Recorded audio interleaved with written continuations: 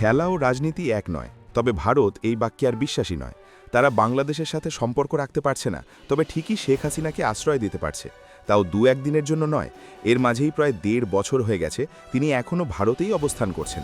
ইতিহাসে এমন কোনো ঘটনা নেই যেখানে দেখা গেছে কোনো দেশের প্রধানমন্ত্রী পালিয়ে চলে গেছেন আরেকটি দেশে এবং সেখানে এত লম্বা সময় নিরাপদে অবস্থান করছে। একদিকে শেখ হাসিনা যখন নিরাপদে আছেন ভারতে, সেখানে একই ভারতের ক্রিকেট বোর্ড বিসিসিআই কিনা বাংলাদেশি খেলোয়াড় মুস্তাফিজকে খেলতে দিবেন না আইপিএল। ব্যাপারটা কি মেনে নেয়ার মতো? এটা নিয়েই এবার প্রশ্ন তুলেছেন সাবেক পাকিস্তানি ক্রিকেটার রাশিদ লাতিফ। পাকিস্তানের সাবেক উইকেটকিপার ব্যাটার নিজের এক্স হ্যান্ডেলে লিখেছেন, বিসিসিআই এর নির্দেশে কলকাতা নাইট রাইডার্স তাদের আইপিএল দল থেকে বাংলাদেশের পেসার মুস্তাফিজুর রহমানকে ছেড়ে দিয়েছে।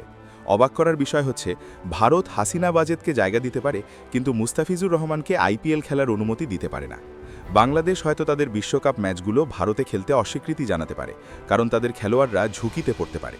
বাংলাদেশের সাবেক প্রধানমন্ত্রী শেখ হাসিনা ওয়াজেদ এখনও ভারতে নির্বাসিত। ময়মনসিংহের ভালুকায় দীপু চন্দ্র দাসের মৃত্যুর ঘটনাকে কেন্দ্র করে আন্দোলনটি ধীরে ধীরে তীব্রতা পায়।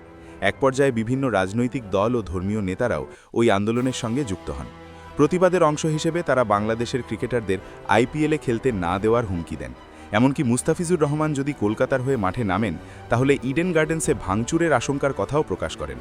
পরিস্থিতি ক্রমেই জটিল হয়ে উঠলে নিরাপত্তা ও সামগ্রিক ব্যবস্থাপনার কথা বিবেচনায় নিয়ে বিসিসিআই এর নির্দেশে শেষ পর্যন্ত মুস্তাফিজকে দলে না রাখার সিদ্ধান্ত নেয় কলকাতা ফ্র্যাঞ্চাইজি।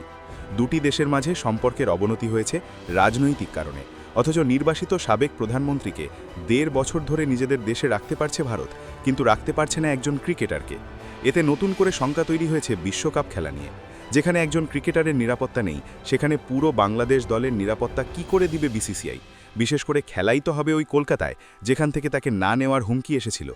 উল্লেখ্য, আইপিএলের ১৯তম আসরে কলকাতার হয়ে খেলার কথা ছিল মুস্তাফিজের।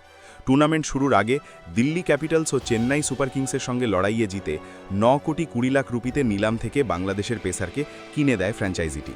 তবে দল পাওয়ার কয়েকদিন পর থেকেই মুস্তাফিজ আইপিএল খেলতে পারবেন কিনা সেটা নিয়ে সংশয় তৈরি হতে থাকে।